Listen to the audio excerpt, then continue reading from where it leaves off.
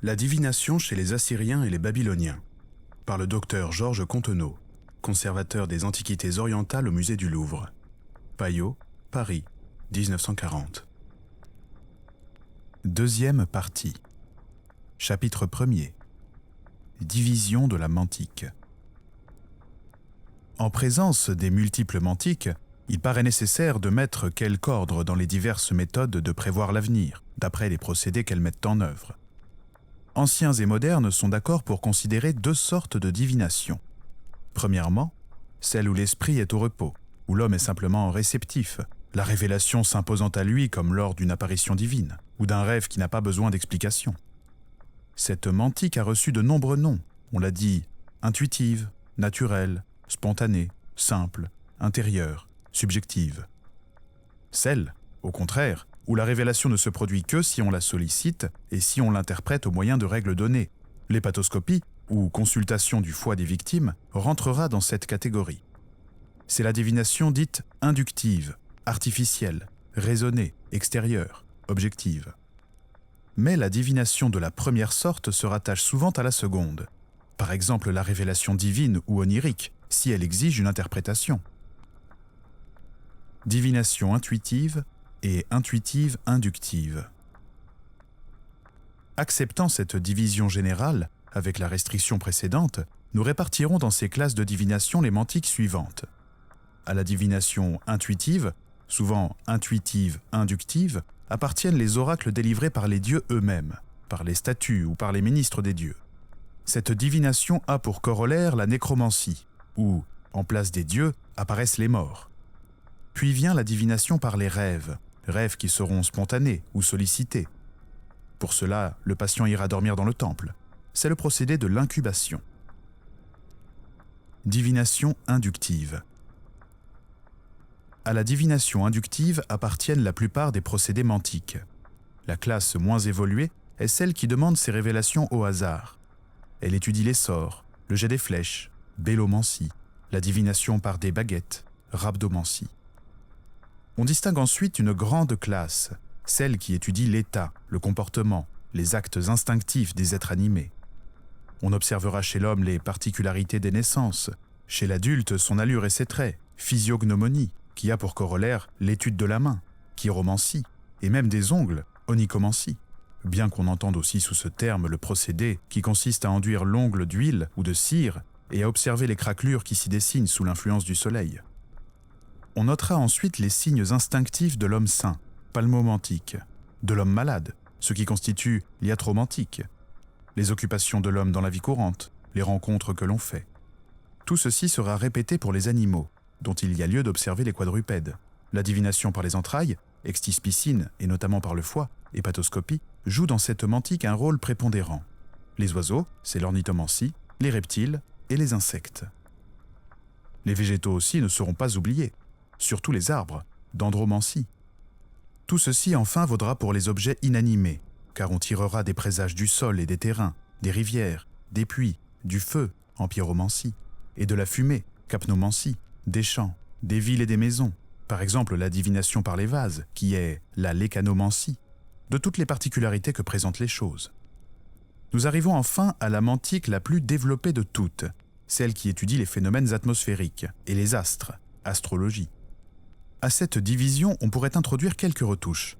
Par exemple, lorsqu'il s'agit du vieux procédé appelé psychomancie, qui consistait à écrire des réponses sur des feuilles de figuier que le vent faisait tourbillonner, en offrant une à la question posée. Où le rangerions-nous ? À la dendromancie, semble-t-il, préférablement parmi les sorts, puisqu'il y a une simple intervention du hasard. Tel que, en suivant le cadre que nous venons de délimiter, nous pouvons prendre une idée assez nette de la mantique de Babylone et d'Assur. Nous résumons cette classification en un tableau. Tableau des diverses mantiques. Divination intuitive ou intuitive-inductive. Grand 1. L'oracle et la nécromancie. Grand 2. L'oniromancie simple ou avec incubation. Divination inductive. Grand 1. Les sorts. Divination par les baguettes. Rhabdomancie. Grand 2. État, comportement ou actes instinctifs des êtres animés. Grand A. De l'homme. Présage tiré des naissances. physiognomonie, actes instinctifs, chez l'homme sain, palmomantique, chez le malade, iatromantique, des rencontres, des accidents, actes raisonnés, métiers. Grand B.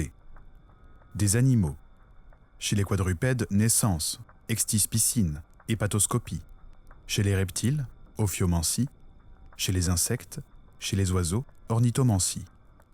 Grand C. Des plantes et des arbres, dendromancie. Grand 3. État, comportement des êtres inanimés, du sol et des terrains, des rivières, des flammes, des puits, des villes et des maisons, des meubles et des ustensiles, l'écanomancie. Grand 4. Divination par les astres, phénomènes atmosphériques, astrologie et horoscopie, les jours fastes, hémérologie. Utilisation des tablettes dans ce volume. Des milliers de tablettes ayant trait à la divination, on a publié des recueils entiers en fac-similé cunéiforme. Un certain nombre de ces textes ont été l'objet de traductions. Quoiqu'ils soient en nombre relativement restreint, les donner tous rempliraient plusieurs volumes comme celui-ci. Le bénéfice d'ailleurs serait mince. Les redites et la composition artificielle de certains présages en restreignent singulièrement la portée. Il appartiendrait à une édition critique d'établir un texte complet, en signalant les copies qu'on en possède. Mais il faut tenir compte que les vrais duplicata sont rares. Les scribes composaient un nouveau recueil en y introduisant des sections empruntées à des séries antérieures, ou même des présages isolés, et en y ajoutant de nouveaux présages tirés de leur observation. Si l'on tient compte de ces procédés de composition, l'importance numérique des tablettes augurales subirait déjà un amoindrissement.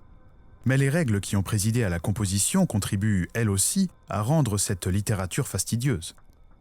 Les scribes, comme je l'ai dit, ont un cadre tout à fait consistant à envisager les hypothèses selon qu'il s'agit de la droite ou de la gauche, de leur pays ou du pays ennemi, d'une, de deux ou plusieurs anomalies de l'ordre de celles qui donnent lieu aux présages primitifs.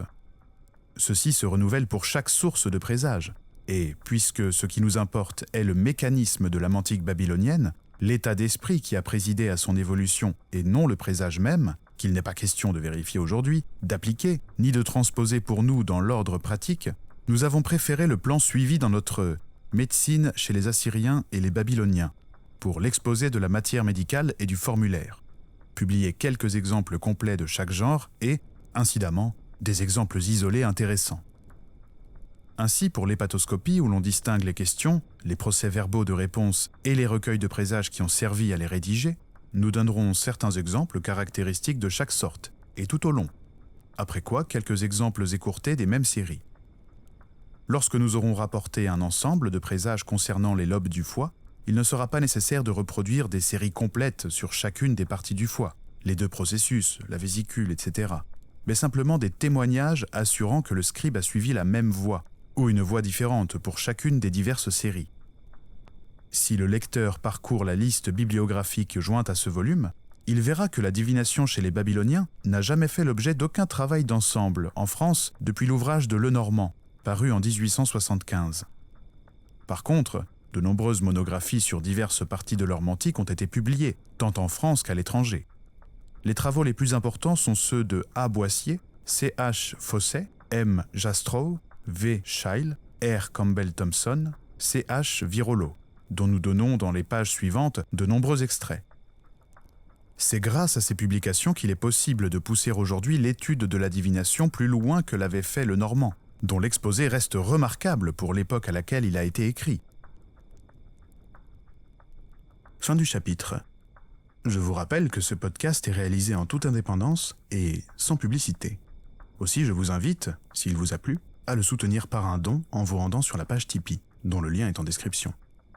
Je vous donne rendez-vous très bientôt pour le prochain chapitre, où il sera question des oracles.